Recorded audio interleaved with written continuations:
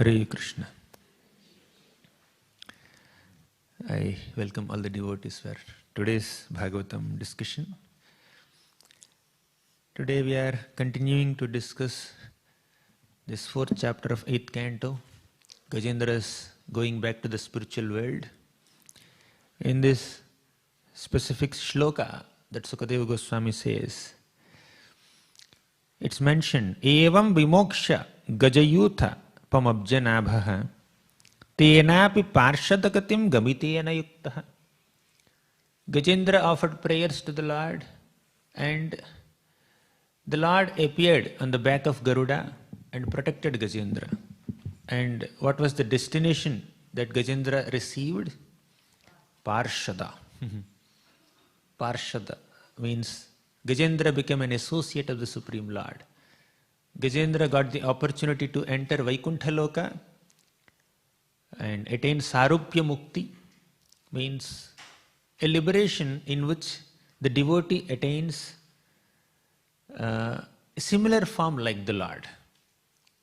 As Prabhupada writes in the purport, holding Shankha, Chakra, Gada, Padma, 4 hands, similar dark complexion. That's how Vishnudutas are so beautiful, as good as the Supreme Lord. So Gajendra got that kind of fortune. Tenapi parshadagatim gamitena yuktaha. And how did the Lord descend to protect Gajendra? It's mentioned, Gandharva siddha vibudhair upagiyamana. Gandharvas, siddhas, vibudhas, they are all upagiyamana. They are offering prayers to the Lord. Initially when Gajendra was struggling in pain, when the crocodile caught his leg, Gajendra was neglected by all these Gandharva Siddha Vibudhaihi. All these great Devatas and Gandharvas and Siddhas, although they had the ability to protect Gajendra, none of them came forward to save Gajendra. They thought that this Gajendra never requested us to protect him. Gajendra remembered some prayer in his past life and offered that prayer, which is basically a glorification of the Supreme Lord. Om Namo Bhagavate Tasmai Yata Etachyadatmakam Purushaya Adi Bijaya. So like that, Gajendra was glorifying the qualities of the Supreme Lord Hari. And in one of those prayers, Gajendra even said that, O Lord, of whom all the smaller gods are parts and parcels. You are the source of all the smaller gods who manage the affairs of this material universe. And the Devatas felt little offended, felt little hurt. Gajendra never offered prayers to us. On top of it, Gajendra kind of belittled us, minimized our position, calling that we are smaller gods, minor gods. Indra, Chandra, Varuna, Vayu, all these people thought that, hey, of course that is a fact.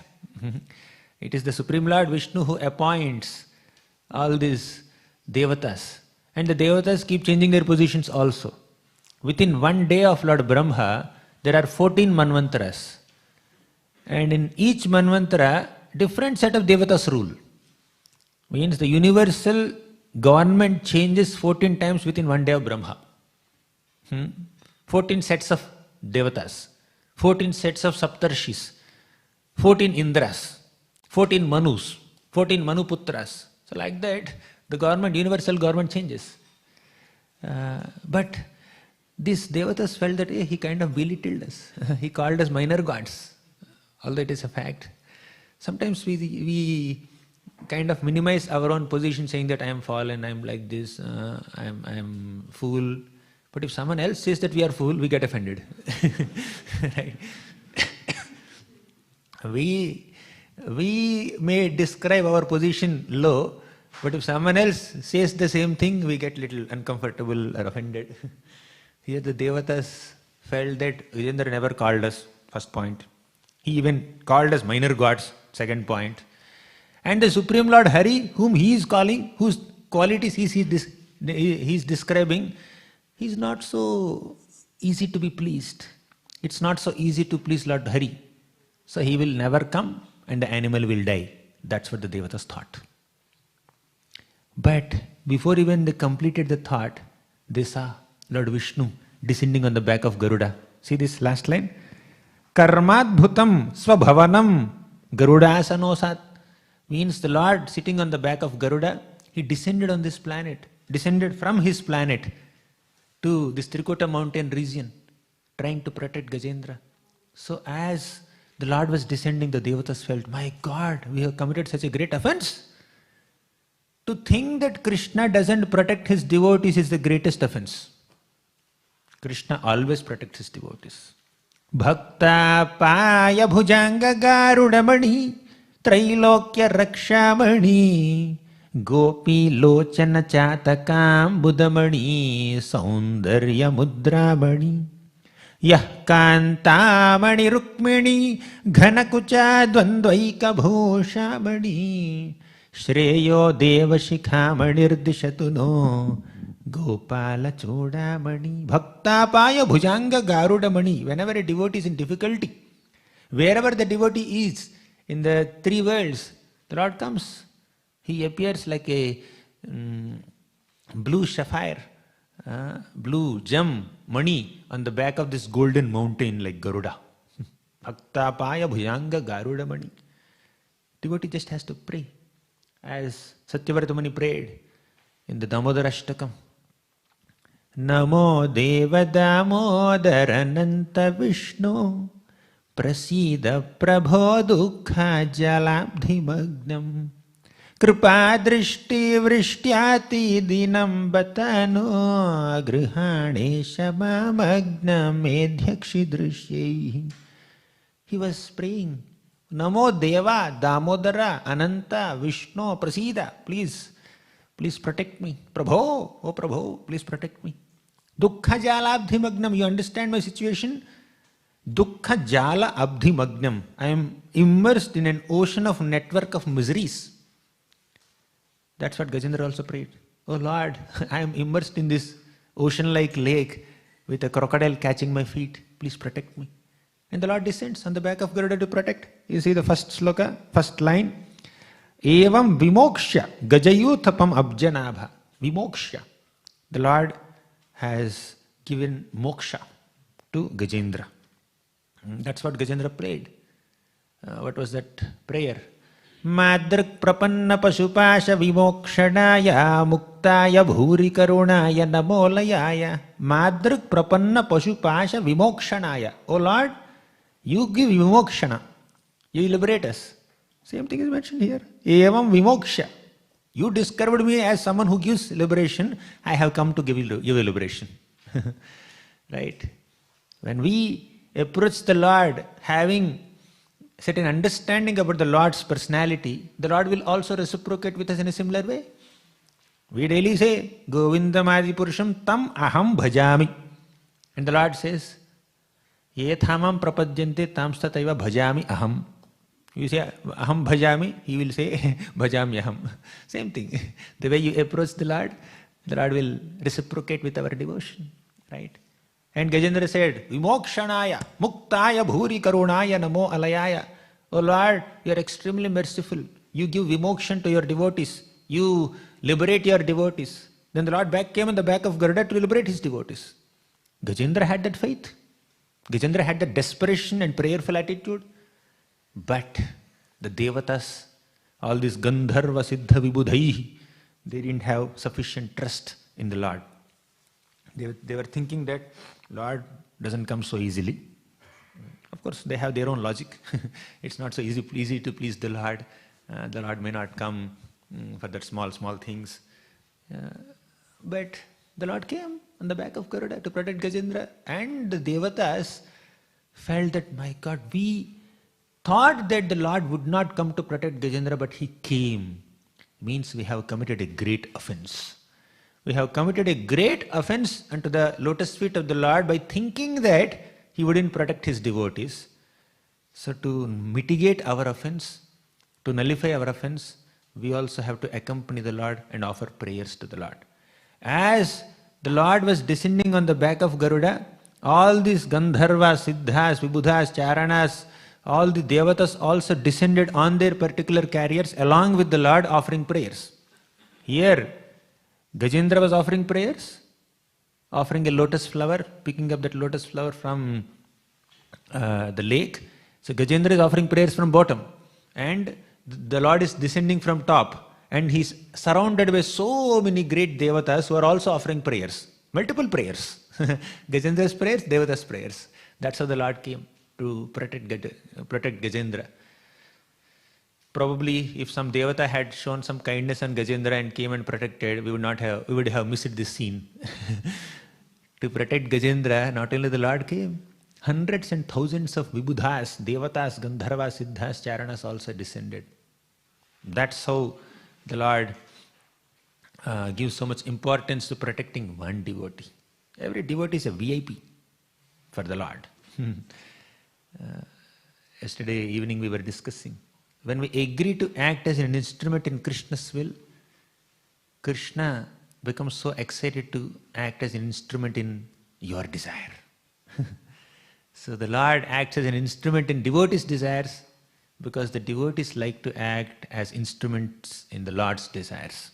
So the Devatas descended. Now the descent scene was described some time back. Now this is ascent. The Lord is going back to Vaikuntha along with Gajendra. The Lord did Vimokshana. He gave Sarupya Mukti to Gajendra. The Lord released his Sudarshan Chakra and beheaded this crocodile. And the Lord held the trunk of Gajendra and then pulled him out of the water. And by the divine touch, the transcendental touch of the Supreme Lord Vishnu, Gajendra got transformed into a Vishnu Parshada, a form that is similar to the Lord, with dark complexion, with hands, 4 hands holding Shankha Chakra Gada Padma. That's what the Lord gave him Sarupya Mukti. And what happened to the crocodile? Even the crocodile was liberated. What was the qualification of the crocodile? To get the divine touch of Sudarshan Chakra of the Lord. To be killed by the Lord's weapon, to be killed by Sudarshan Chakra, also somebody requires great fortune. And the Lord released this crocodile also from his bondage, isn't it? Crocodile was a Gandharva named Huhu. Because of his offense to a sage, crocodile became a crocodile. That Gandharva became a crocodile. And the Lord released him also. The Lord could have just killed him. Why the crocodile also regained his original position? The reason is, crocodile held on to the lotus feet of Gajendra for 1000 years. Gajendra was a great devotee called Indradyumna Maharaj in his past life. Even though Indradyumna Maharaj became an elephant, and in elephant body he did not perform so much of devotional service. Only after living a life like an elephant for such a long time, and only after struggling to protect himself from this crocodile for 1000 years, finally Gajendra remembered his past devotional service and offered a prayer to the Lord. Isn't it? Nevertheless, a devotee is a devotee. A devotee is fortunate in all circumstances. Even if a devotee becomes an animal, a bird, a monkey, or a bear, or a demon, or an elephant, devotee is devotee in all circumstances. Devotee is always fortunate. Gajendra was a devotee. Earlier he offered prayers to the Lord. He performed so much of devotional service unto Lord Hari. Now, when this Indradyumna Maharaj was in his elephant body as Gajendra, this crocodile caught the lotus feet of Gajendra for 1000 years. Of course, with a negative intention, with a malicious intention. That's not the right approach towards devotees. We should never hate a devotee. But still, somehow or the other, this crocodile came in touch with a devotee called Gajendra, held on to his lotus feet for 1000 years. That's the qualification of crocodile. Even with a negative intention, if you somehow or the other come in contact with a devotee, the Lord will show some mercy. The Lord sat on the throne of Hiranyakashipu after he killed Hiranyakashipu, isn't it? Why? Acharya is right there. Even if my devotee becomes a demon, And even if I personally kill that demon devotee, quote unquote, still my devotee is always fortunate in all circumstances. I will sit on my devotee's throne. The Lord, after killing Hiranyakashipu, went and sat on Hiranyakashipu's throne. Because Hiranyakashipu was Jaya, a doorkeeper in Vaikuntha. My devotee is fortunate in all circumstances. The Lord wanted to prove this point. So, in this case of Gajendra, Gajendra has been a devotee before, and because of holding on to the lotus feet of Gajendra, even crocodile got so much of mercy. When somebody, even with a negative intention, thinks about the Supreme Lord, the Lord is kind enough to give him liberation. Of course, that negative emotion must become a constant absorption in that personality, in the demon. Kamsa was always thinking of the Lord with fear. Hiranyakashipu was always thinking of the Lord with anger. Shishupal was always thinking about Krishna with envy, with hatred. So the Lord understood, somehow or the other, these people became Krishna conscious, although with negative intention. It is the Lord's mercy that He liberated them, vimoksha. But that's never a recommendation. Just because some people became absorbed in Krishna with negative intentions, that does not become our sadhana. Okay, from tomorrow onwards, I will think of Krishna with hatred, with anger, with envy, with anger. So we need not think like that. If our anger or our envy or our hatred towards the Lord falls below the standard of Kamsa or Hiranyakashipu, we'll end up in hell. Right?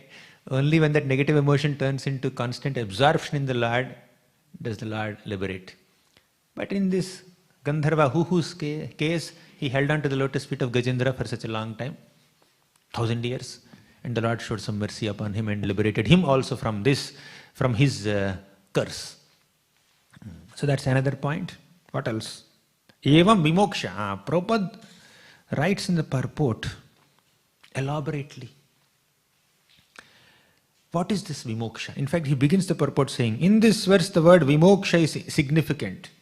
For a devotee, vimoksha or moksha is not impersonal liberation. It is personal liberation. It is reinstating oneself in the position, original constitutional position as a servant of the Lord. What service does the devotee exactly do after vimoksha? That may vary. But vimoksha for a devotee is reinstatement in one's eternal service to the Supreme Lord Vishnu, and that's what Gajendra got. And what makes a devotee qualified to attain that position of vimoksha? Prabhupada quotes this shloka. Yesterday he quoted, in the previous purport he quoted the shloka just only partially. Now he quotes the complete shloka. What is that? Tatenu kampam susamikshavad bhunjana evatma kritam vipakam hridvagva purbhir vidadhan namaste jivetayo muktipade sadaya bhak. Muktipade sadaya bhak. A devotee becomes a qualified, authorized, bona fide candidate to attain liberation. Why? Because devotee has this quality of tolerance. When a devotee tolerates all the inevitable reversals that appear in his life, devotee becomes eligible for liberation. In the second chapter of Bhagavad Gita, Krishna said, Matra sparshastu kaunteya sitoshna sukha dukkha agamapayino nityastam stitikshasva bharata. Sukha and dukkha comes and goes. Happiness comes in life, distress comes in life, and they also go away. Agama apayino anityaha. They are temporary. They appear and they disappear, and they are temporary in nature. Therefore, learn to tolerate. Agama apayino anityaha tam stitikshasva bharata. Titiksha means tolerance. Please learn to tolerate. And eventually, our tolerance of difficulties should make us so mature that we don't even differentiate between these dualities. Initially, there is tolerance towards dualities. This is sukha and this is dukkha. Let me tolerate it. This is sukha, happiness. I must tolerate happiness. I should not become so proud in a happy moment. I should not become extremely, elated, overconfident when there is a happy moment. Let me just keep quiet. Let me just, I may rejoice the happy moment, but I should not become overexcited. So control your excitement in happy moments. Don't be overly jubilated. After all, it is material happiness. Similarly, distress. Don't become so depressed or demotivated or discouraged when you face some difficulties in life. Tolerate. So tolerating happiness and distress is recommended for a sadhaka, for a devotee. But devotee should not just stop at the level of tolerating happiness and distress only. Devotee should upgrade oneself to a level where he sees happiness and distress on an equal plane. That's what Krishna describes in the next shloka. Yam hina vyathayantyete purusham purusharshabham samadukha sukham dhiram somrutatvaya kalpate. Yam hina vyathayantyete purusham purusharshabha. Oh, lion amongst men, Arjuna. Listen to this very carefully. What is that? Samadukha sukham dhiram. So amritatvaya kalpate. Amritatva means immortality, a position of liberation. Who is eligible for that liberation? Samadukha sukham dhiram, one who sees happiness and distress on an equal plane, not just tolerating them. On the level of tolerance, you can perceive the difference between happiness and distress. This is happiness and this is distress, let me tolerate. This is heat, this is cold, let me tolerate. This is honor, this is dishonor, let me tolerate. Means it's causing some pain and you are patiently enduring that pain. That is tolerance. But when someone becomes so elevated in Krishna consciousness, they don't even perceive the difference between happiness and distress, heat and cold, honor and dishonor. They see heat and cold both same, on the same plane. Samaloshrasma kanchanaha. Whether it is gold or a stone, both are same for me. So that is equanimity, and that is yoga. Samatvam yoga uchyati. That samatva, equanimity towards all dualities in this world, is real yoga. Yoga means connection with the Supreme Lord, Krishna. That is yoga. Right? What is yoga? Samatvam. To be equipoised towards all dualities on a material plane is real yoga. Whether it is happiness or distress, why happiness and distress are equal? Are they equal? Tolerance, at least we can understand the logic behind tolerance. It's happiness and it is distress, both are temporary, let me tolerate. But how can they both be equal? They're opposite in nature, how can they be equal? They're equal because they are temporary, that's one reason. They are material, that's another reason. But a deeper reason than these two reasons is they are of no relevance to the soul. Material happiness, is it of any relevance to the spirit soul? Material distress, is it of any relevance to the spirit soul? I often give this example. Red signal and green signal on the road are of some relevance to someone who is driving a car. But whether it is red signal or green signal, are they of any relevance to someone who is traveling in an airplane? No. Red signal has to stop the car, will stop the car, and green signal, somebody is standing in front of a red signal. 1 minute, 2 minutes, 3 minutes.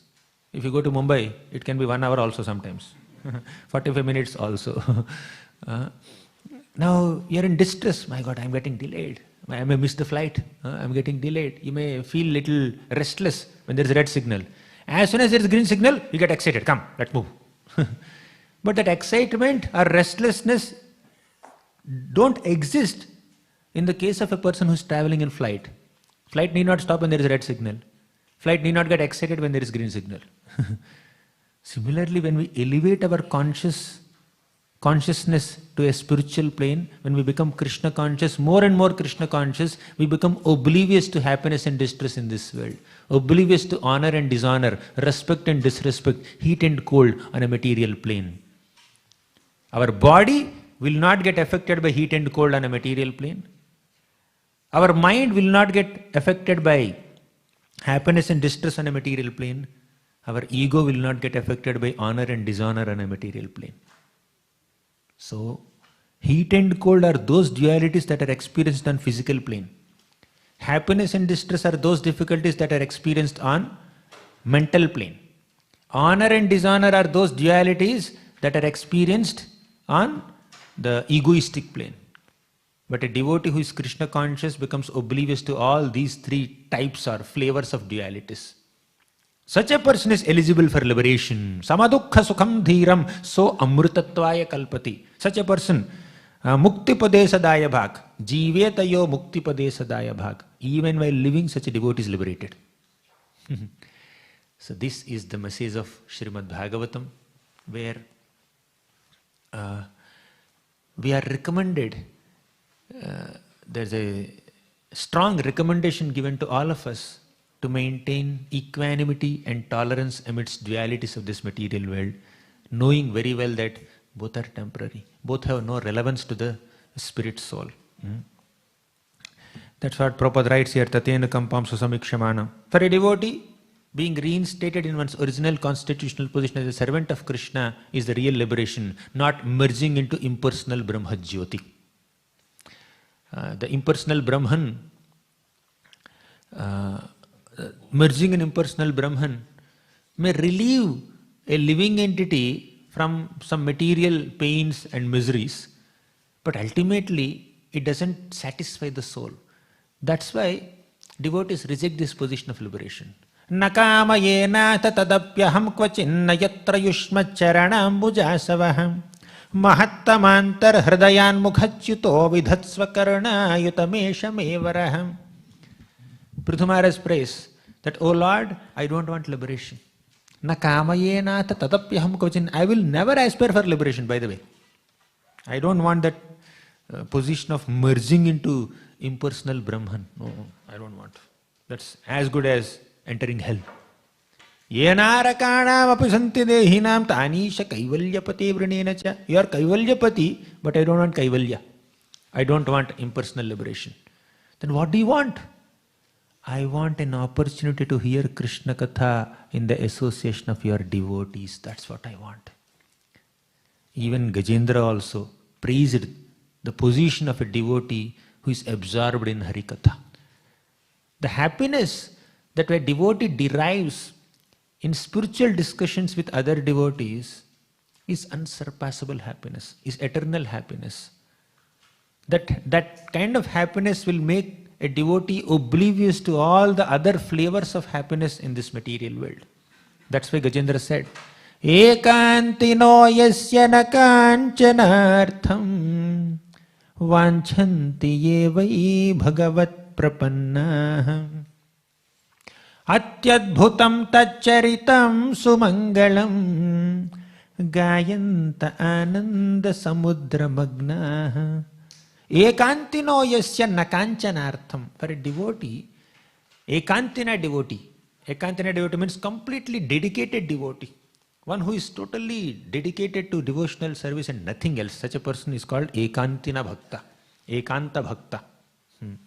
Tathapi ekanta bhakteshu pasya bhupanukampitam. Even Bhishma says, ekantino yasya na kanchanartham vanchanti. They don't want anything else in this world.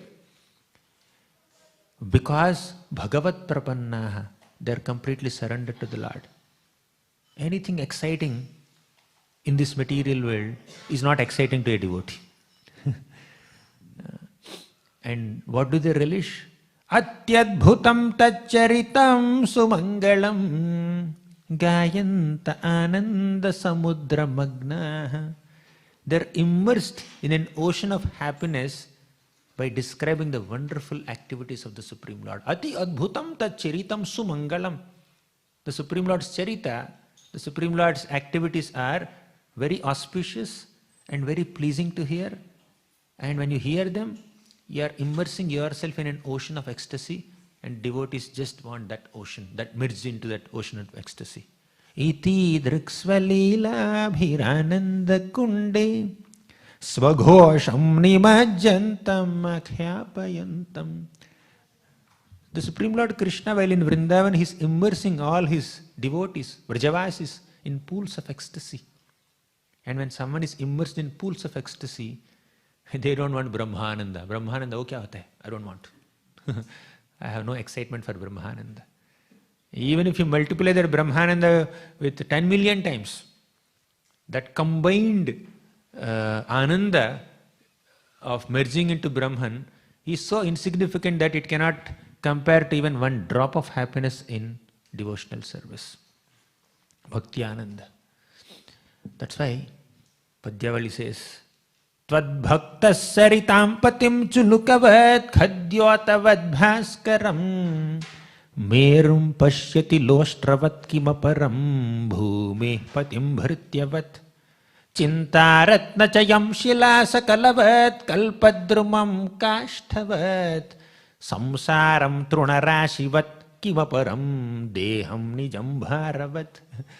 A devotee feels like this. Tvad bhaktaha, for devotees of the Lord who are excited with worshipping the Supreme Lord, saritam patim chulukavat. You put a big river in front of them, they consider it a drop of water. Saritam patim chulukavat. Khadyota vadbhaskaram. Even the glowing sun in the sky is like khadyota, is like a small firefly for a devotee. Means they don't get excited with it. They are not very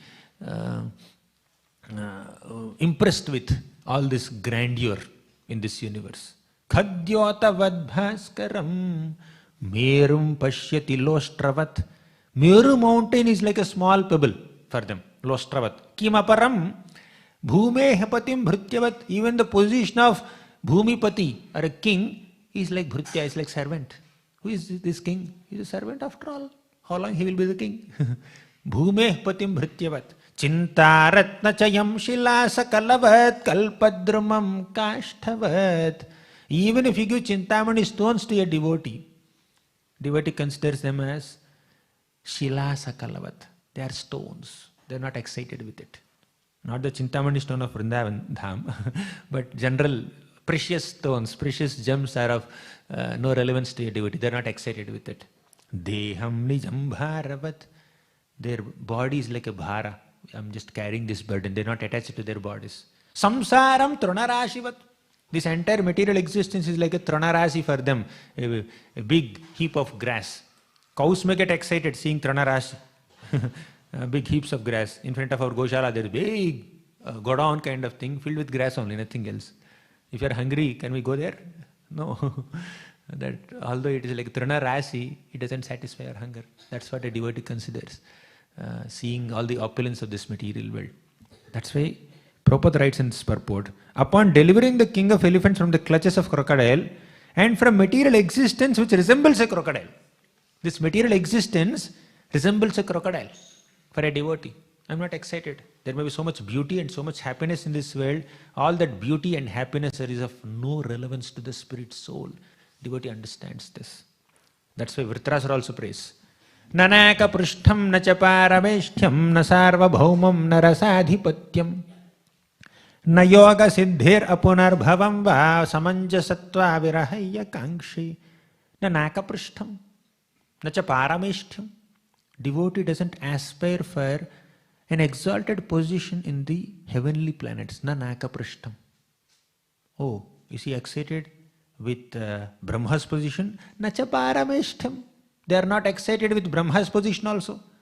If you are not excited to become Indra, I'll make you Brahma. No, I don't want, my dear sir. I don't want.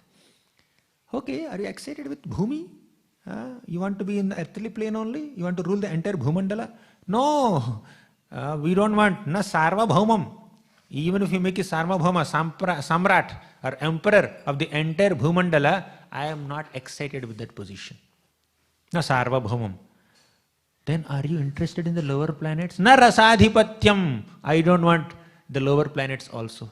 Means all 14 planetary systems, any exalted position in all 14 planetary systems is eliminated by a devotee. Then somebody may ask a devotee, you don't want Brahma's position, you don't want Indra's position, you don't want the position of an earthly king, you don't want rasadhipatyam, lower planets. Then are you excited to take some Ashtasiddhis, becoming greater than the greatest, smaller than the smallest, heavier than the heaviest, lighter than the lightest? You can grab anything from anywhere. You want that kind of siddhis so that you can travel freely in all 14 planetary systems instead of fixing yourself in one planet only. Na yoga siddhim. I don't want yoga siddhis also. Then what do you want? You want liberation from this material world? I don't want liberation also. Apunar bhavam va. I don't want liberation from this cycle of birth and death also. Then what do you want? Samanjasatva virahaya kankshi. Oh Lord, I am in viraha. I am in separation from you. What satisfies me is reinstatement in your eternal loving service. Nothing else.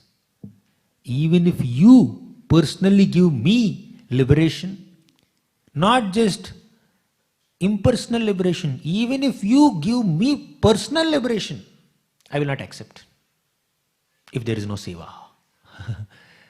Salokya sarishti samipya aikatvam apyuta diyamanam na grahananti vinamat sevanam janaha.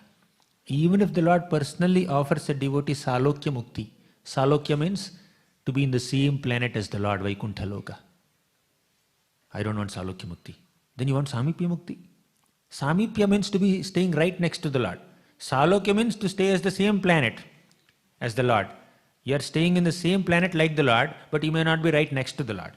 So I'll give samipya mukti. Samipya mukti is better than salokya mukti. It's a higher liberation. I don't want that also. Then what do you want? You want sarupya mukti? Same form like me? No, I don't want that. You want sarishti mukti? Same opulence like me? Same powers like me? I don't want. Then you want impersonal liberation? Of course I don't want. Then what do you want? Seva. I want seva. Salokya sarishti samupya sarupya aikatvam apyuta diyamanam na grahananti vinamat sevanam janaha. I want seva. I want to render eternal service unto you. Ashesha sanklesha shamam vidhatte gunanuvada shravanam murare kim va punastacharana ravinda paraga seva ratiratma labdham. Ashesha sanklesha shamam vidhatte. All the sankleshas, all the difficulties in this world are completely mitigated by hearing Krishna Katha. And one step ahead of Krishna Katha is service to Krishna. Kimva punasta charanaravinda paraga seva ratiratma labdha. If someone who hears about Krishna becomes so excited and so relieved from all material difficulties, what to speak of a person who is constantly engaged in rendering service to the lotus feet of the Lord? Bhagavatam exalts the position of being a servant of the Lord as the greatest privilege. Therefore, we should aspire to hear Harikatha, we should aspire to serve the Lord, and we need not aspire for liberation. Liberation is never there in the radar of a devotee. In the aspiration list, in the desire list of a devotee, wish list of a devotee, liberation is never there. Liberation has no place. That's what this shloka says. Many thoughts. Very elaborate purport by Prabhupada and beautiful shloka. 8:35, I think we'll conclude now. Last few minutes we can take some questions. Granthara Srimad Bhagavatam ki jai, Srila Prabhupada ki jai. Any questions or comments? Yes, Prabhu.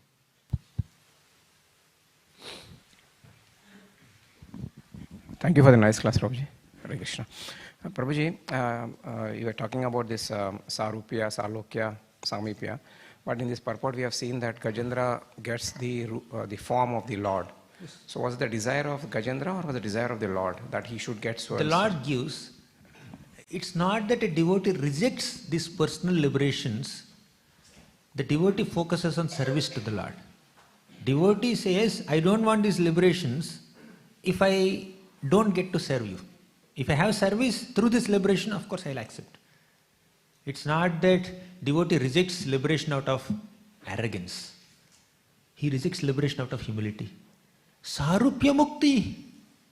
How can I accept the same form like the Lord? Lord is in a four-handed form, so beautiful, such wonderful complexion. How can I accept that form if I don't have service? I want service. But if I have to accept that form to do a particular service, let me accept it. That's the point. How can I enjoy the same opulences like the Lord? How can I live in the same planet like the Lord? Just like an exalted devotee is there. He has come to your home, a sannyasi for example. He has come to your home. Now you and he can live in the same room, for example. He says, come and live with me. We both can stay in the same room, same accommodation for us. You feel uncomfortable, right? No, how can I live? But no, there is a service. Every day you have to do this service. At this time you have to give me these medicines. At this time you have to do this service. Then when there is service, you can enter the room. When there is no service, I am not qualified to enter this room because an exalted devotee is staying. That's the mentality of a devotee. Devotee rejects liberation out of humility. I am not qualified to live in the same planet like the Lord or accept the same form like the Lord. If there is some seva, I will go. If there is no seva, I don't mind. I can stay like this only. So devotee doesn't reject liberation out of arrogance, but devotee's focus is on service. And if seva opportunity comes along with liberation, same form like the Lord, then devotee will accept it. Hare Krishna. Any other question? Yes, Prabhu. 1, 2, 3, 4. Hare Krishna. Thanks for a nice class. In this pastime, we know that Gajendra, he came to the lake to enjoy with all the other elephants. And is it safe to say that when he decided to actually surrender himself to the Lord, before he actually saw the Lord, did all that enjoying mentality, desire, did that become purified at that point when he decided to actually surrender to the Lord? Yes. Complete surrender can manifest in a devotee only when a devotee is completely devoid of any taste for enjoyment in this world. Even if there is a trace of enjoyment, propensity, even if there is a trace of desire to enjoy on this planet, the feeling of complete surrender will not manifest. So they go ill together. Complete surrender is in one direction. Enjoying material world is another direction. Right? Some devotees may be there. They want to enjoy in this world also. They want to surrender to the Lord also. They are aspiring to surrender. They are not yet fully surrendered. Therefore there is some desire. That is sadhaka bhaktas. Sadhakas have some enjoying propensity and they want to serve the Lord also. So when this enjoying propensity goes down and surrender to the Lord goes up, then they become fully purified devotees. Thank you. I'll take that and come back to you. I can see 2, 3 hands here. Yeah. Masanand Prabhu. Thank you, Prabhuji. When it comes to tolerating reversals, and even taking the reversals as the blessings of the Lord, how do we know which ones to tolerate and which ones, to take some mitigating and eliminating? Sorry? Which one to confront or counteract? Yeah, because sometimes we can also be exploited, yeah? So it's like how to balance it? Yes, undoubtedly. We have to tolerate those difficulties that our human intelligence cannot address. When it is within your capacity to counteract a misery, we have to counteract. The Lord has given us some money or manpower or intelligence or experience or resources to counteract certain misery. We don't have to say that, no, I will be miserable only. Let me tolerate. Why you have to purchase extra suffering? When it goes beyond our human capacity to counteract a misery, that's where you need to tolerate. Now, we don't have to tolerate cold. We may wear shawls and sweaters, right? But although we wear 2, 3, 4, 5 shawls and sweaters, still the outside atmosphere is extremely chilling and cold. You have to tolerate. What else can you do? We cannot change the climate. But as far as we can counteract the difficulty, we have to counteract. Just like Vasudeva, he tried to protect Devaki Mata. He understands confronting with Kamsa is not a small thing. I don't have the ability to fight with Kamsa. But still, let me try to negotiate with him. If not physical fight, let me just try to convince him with my verbal arguments or logic or philosophy or sweet words. He tried his best. Finally, he managed to protect Devaki Mata. Although he failed to protect his sons, but he managed to protect Devaki. So that much effort we have to put. As far as humanly possible, we have to counteract misery, undoubtedly. But when it goes beyond our human capabilities, surrender to the situation. Surrender to the Lord and surrender to the situation. Thank you. Yes. 2, 3, Savior.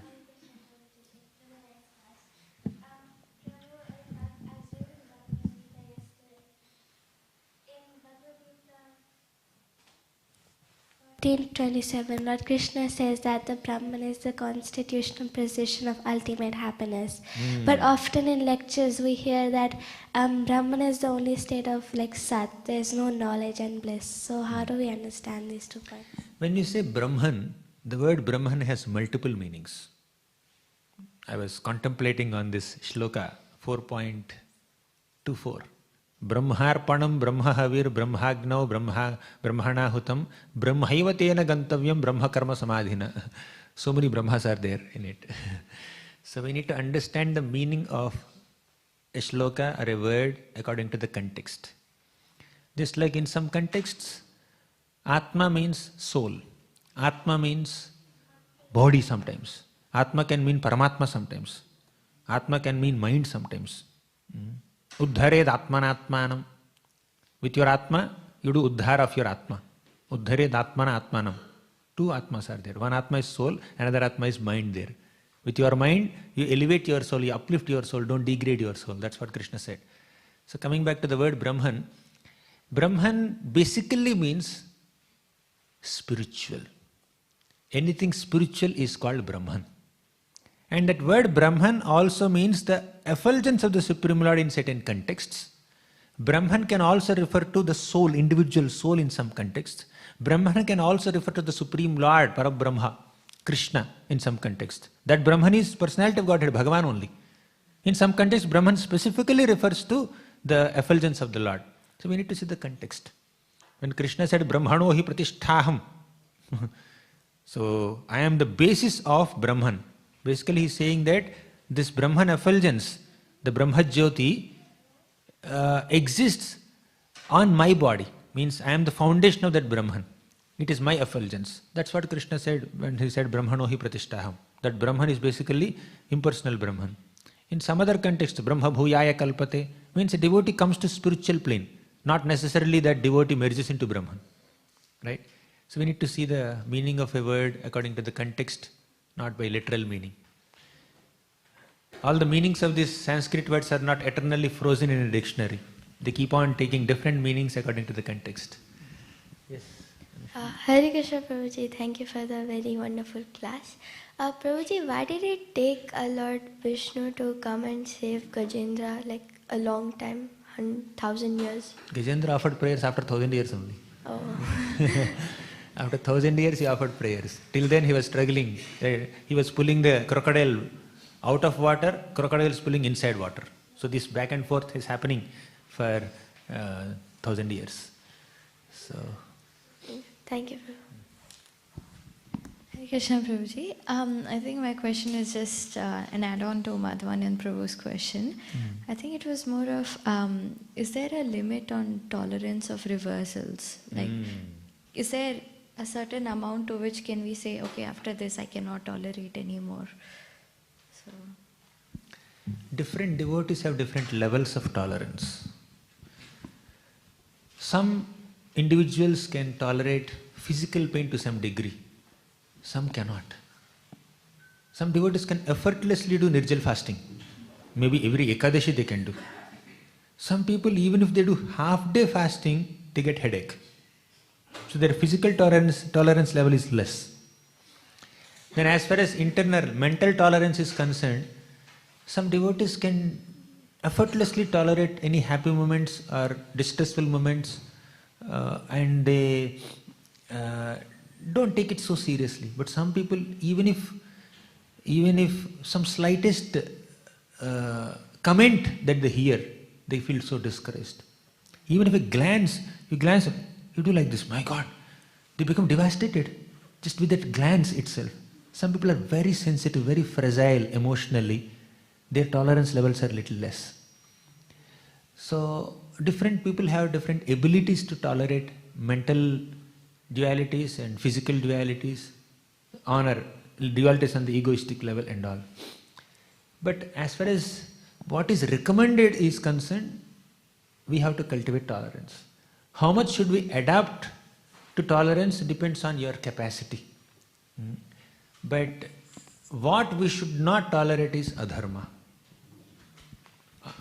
The general lesson principle given is, on a personal level, let us strive to cultivate tolerance, cultivate tolerating dualities on the level of body, mind and ego, on a personal level. But a devotee should not tolerate blasphemy of another devotee. Devotee should not tolerate blasphemy of the Supreme Lord. Devotee should not tolerate any transgression of dharma. If somebody is violating dharma, and if it is within your capacity to address and counteract that adharma, then you have to do it. Krishna taught Arjuna the art of tolerating dualities, right in the beginning of Bhagavad Gita, 2.14. But if Arjuna says, yes, I will tolerate all the offenses done by Duryodhan, I will not fight. But Krishna says, don't tolerate injustice. Tolerate dualities, don't tolerate injustices. Tolerate personal inconvenience, don't tolerate adharma happening.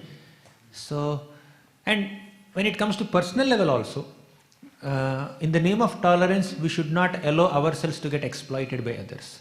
When somebody is taking undue advantage of us, although it's on a personal level, still it's not necessary that we tolerate it. Somebody is taking away our opportunities. Somebody is manipulating the situations politically to sideline us, to pull us down, to defame us. We don't have to tolerate. Why should we tolerate? Small things we can tolerate, small inconveniences. But when things go beyond certain level, they are crossing their boundaries, you have to stand up and speak up to protect yourself, self-defense. Whatever you do for self-preservation will not put you out of the realm of tolerance, realm of Vaishnava qualities. However, despite being exploited, some devotees may choose to tolerate that. It's up to them. It's their glory. But such devotees tolerate because they have complete faith in the Supreme Lord. Although I don't want to do anything to protect myself, the Lord may protect me if He desires so. The Lord may not protect me if He doesn't desire so, no problem. Jada Bharat, he did not protest when the dacoits are trying to arrest him and kill him. But we cannot follow Jada Bharat. Srivas Thakur, who is that? Gopal Chapal tried to keep some Kali worship paraphernalia, you know the story, right? Kali worship paraphernalia in front of Srivas Thakur's home. Srivas Thakur not just tolerated that offense, he even called the neighbor, see, this is what I am doing whole night. Right? Because he has no attachment to public image only. We cannot do that. When somebody is commenting something negatively on us, we cannot say, yes, I am doing it. Let me make this video viral. So we cannot do that. So we cannot imitate such great souls. So different devotees have different levels of tolerance. Ultimately, we respond to a situation according to our maturity levels. But what is a general recommendation is, on a personal level, tolerate all difficulties. But other Vaishnavas and the Supreme Lord is offended by someone, don't tolerate that. Try to address it as much as you can. Otherwise, just leave that place. That's what is mentioned. Does it make sense? Okay, it's 8:50. We'll conclude. Thank you very much. Granthara Srimad Bhagavatam ki jai, Srila Prabhupada ki jai.